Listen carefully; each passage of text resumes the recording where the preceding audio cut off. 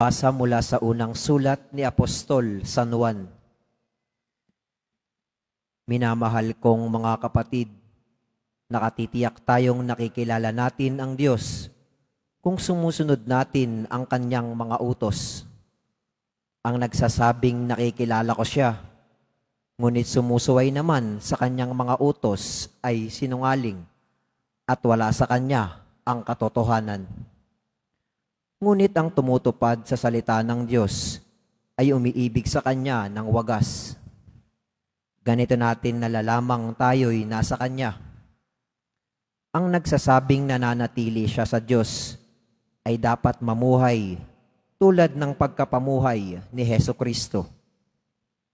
Mga minamahal, hindi isang bagong utos ang isinusulat ko sa inyo, kundi ang dating utos na nasa inyo na sa simula pa.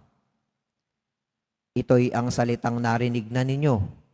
Gayunman, maituturing na isang bagong utos ang isinusulat ko sa inyo.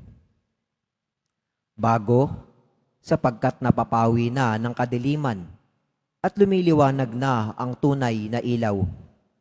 Ang katotohanan nito'y nasaksihan sa buhay ni Kristo at nakikita rin sa atin.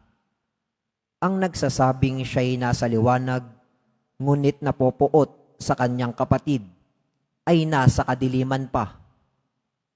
Ang umiibig sa kanyang kapatid ay nananatili sa liwanag, at walang panganib na mabulid siya sa kasalanan. Ngunit ang napopoot sa kanyang kapatid ay nasa kadiliman pa. Lumalakad siya sa kadiliman at hindi nalalaman ang kanyang patutunguhan, sapagkat binulag siya ng kadiliman.